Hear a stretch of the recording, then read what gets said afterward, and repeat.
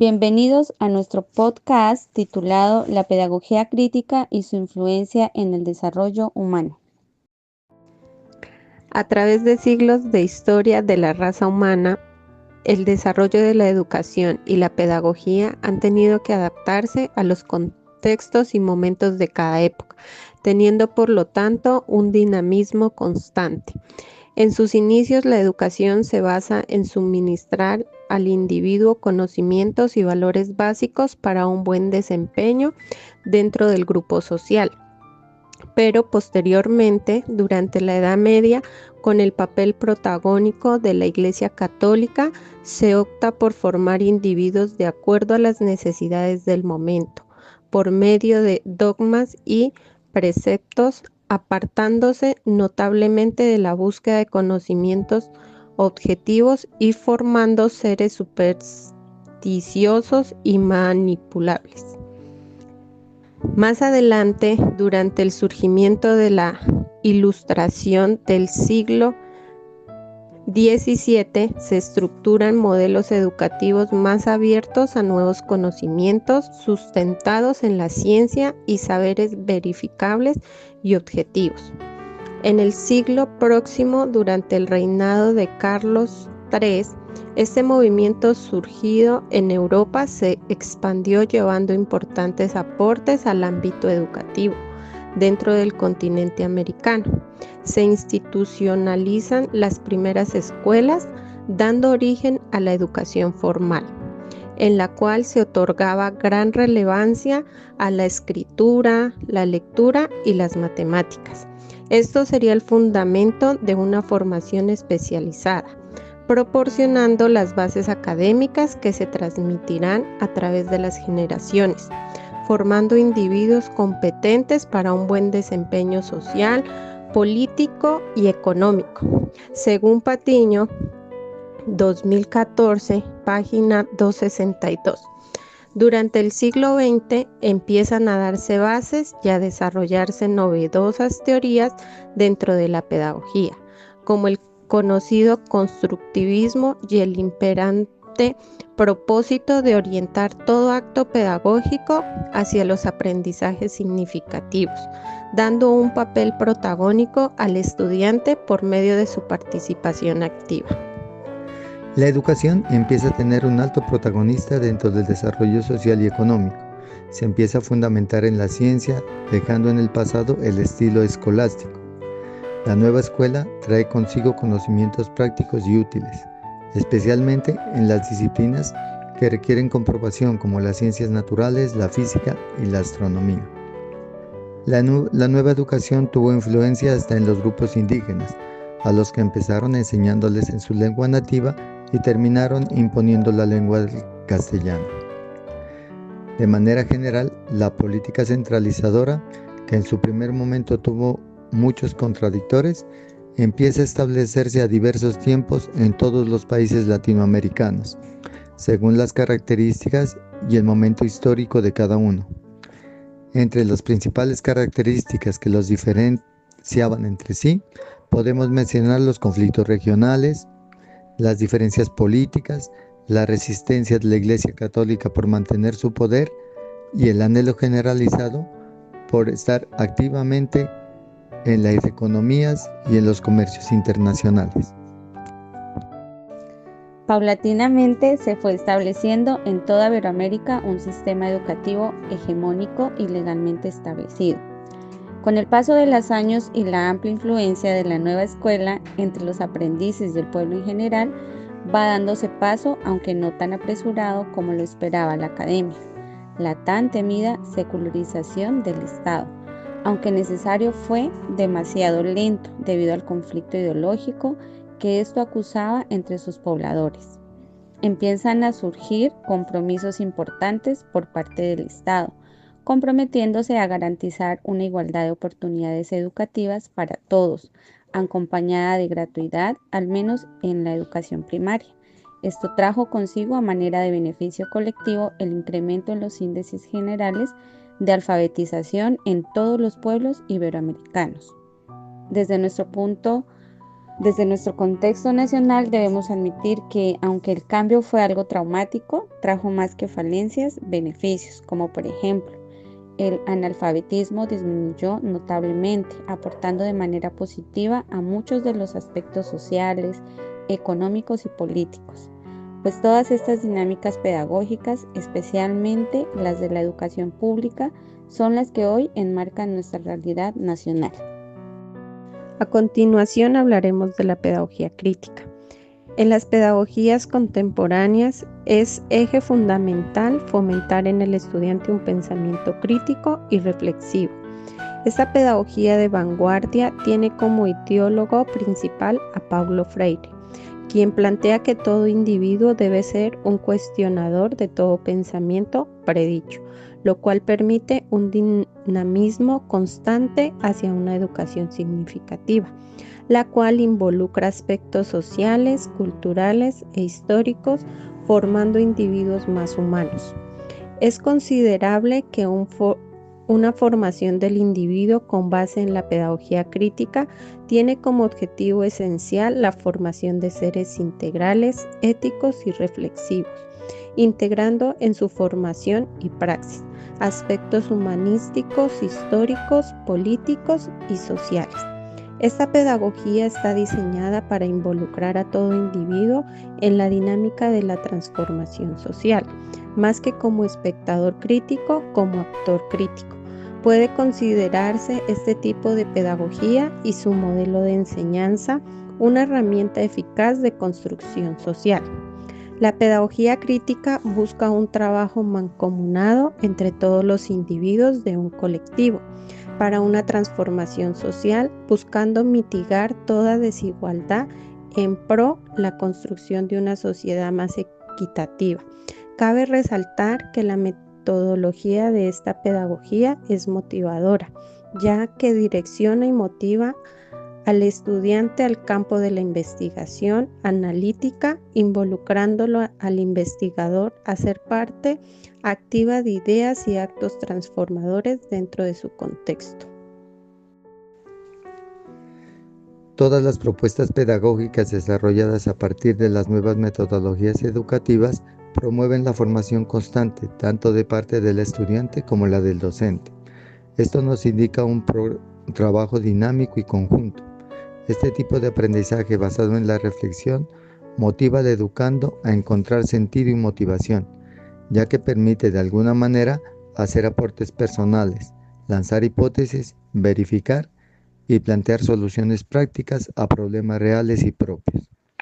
La pedagogía crítica se desarrolla efectivamente por medio del modelo constructivista, el cual permite al estudiante hacer una observación detallada del entorno, encontrar posibles problemas, los cuales, al ser puestos en tela de juicio, se les puede plantear posibles soluciones y posteriormente verificar si pueden llevarse o no a la práctica por medio de un estudio investigativo.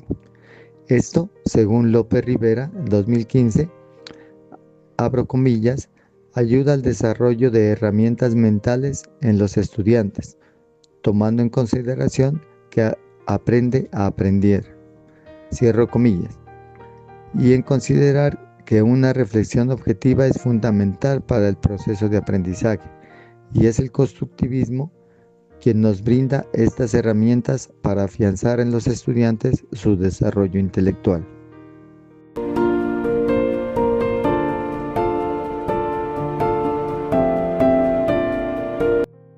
A continuación, tenemos como invitado al docente doctor en educación Jorge Santos García.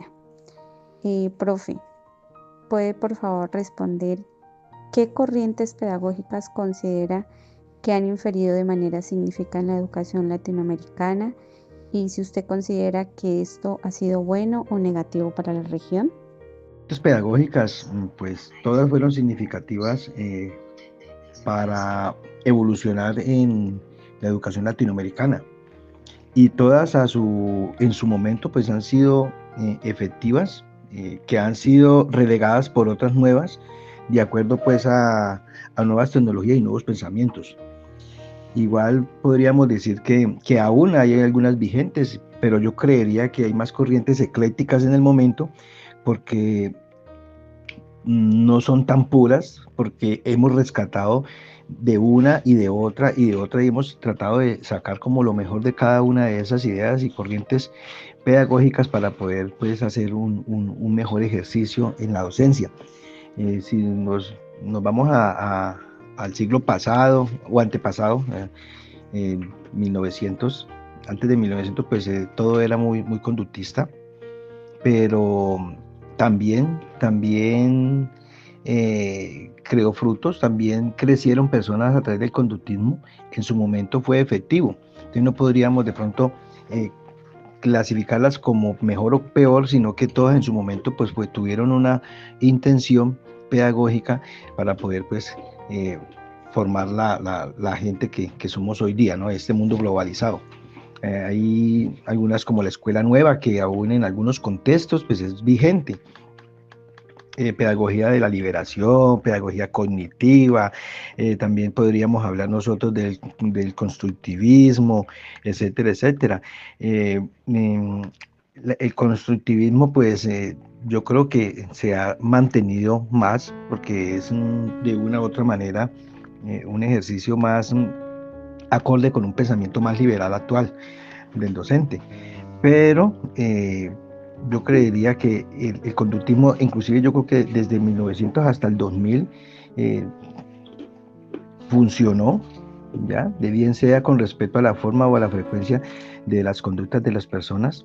El aprendizaje se logró, se demostró, se exhibió con respuestas apropiadas en algunos casos y con otras no tan apropiadas, pero de todo modo sirvió. El constructivismo pues sostiene otra mirada con un ente menos pasivo del rigor de la conducción, pero sí más responde al aprendizaje propio y a la construcción del mismo con más significancia. Si hablamos del pensamiento complejo, pues ya habríamos de la capacidad del poder interconectar distintas dimensiones emergentes, multidimensionales, que también pues ayudaron a hacer más reflexiva el pensamiento. También el enfoque por competencia me parece muy interesante, donde se trata pues de integrar, que el estudiante sea un poco más integral, ¿ya? Desde los saberes conceptuales y procedimentales, que tenga unas actitudes, unos valores y que pueda resolver problemas y pueda enfrentarse a determinado contexto, a determinado problema. Entonces yo diría pues que todas han sido en su momento, han sido buenas y hoy día me inclinaría por una manera más ecléctica de que podemos recoger diferentes corrientes para poder beneficiarnos desde nuestros saberes previos, beneficiarnos, aplicarlos a un contexto y poder tener algunos resultados de calidad, diría yo. Muchas gracias, profe. Por favor, me da respuesta a la siguiente pregunta. Bueno, la pedagogía crítica tiene como eje fundamental el cuestionamiento constante de las realidades del contexto. ¿Cómo se orientan nuestros objetivos con tanta influencia externa en nuestros currículos? Pues la pedagogía crítica sostiene pues una enseñanza más neutral, pero teniendo en cuenta el contexto, ¿ya? Y yo creo que en nuestro quehacer es primordial reconocer el contexto, sea urbano, sea rural, y eso que tiene sus clasificaciones. El urbano no es igual todo, ni el rural tampoco. En el caso el mío, tengo experiencia en la parte rural y todos los estudiantes definitivamente son diferentes, son permeados por un contexto, por una parte de ese contexto, que sigue siendo rural, pero tiene ciertas tendencias a la tecnología, tendencias al campo, tendencias a lo tradicional, etcétera, etcétera. Entonces yo creería que el, el plus, digámoslo así, la parte, una parte importante para no dejarnos seguir con la globalización, pero no dejarnos permear por, por influencias externas, es reconocer el contexto.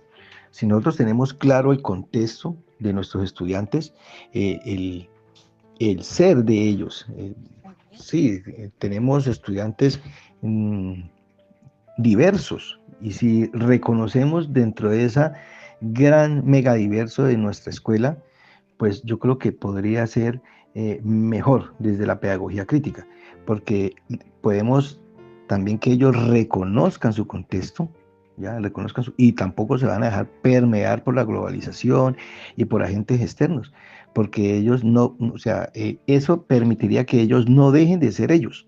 Es que no es sacar al campesino que se vaya a la ciudad porque en la ciudad hay más oportunidades, no, en algún momento, y entonces si nos quedamos sin campesinos, entonces, ¿qué sería del citadino si no está el campesino? O viceversa. El citadino, pues en algún momento debería responder a las necesidades de su ciudad para poder también responderle a las necesidades del mismo campesino y viceversa. Entonces yo creería que si tenemos en cuenta el contexto, podríamos nosotros triunfar con una pedagogía crítica. Si no, de lo contrario, no.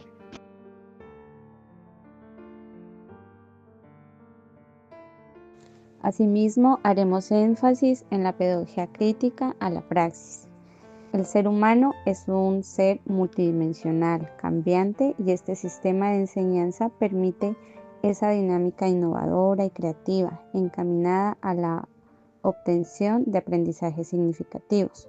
Por lo tanto, se necesita de docentes dispuestos a nuevos métodos y expectativas, dejando atrás toda pedagogía limitante al libre pensamiento.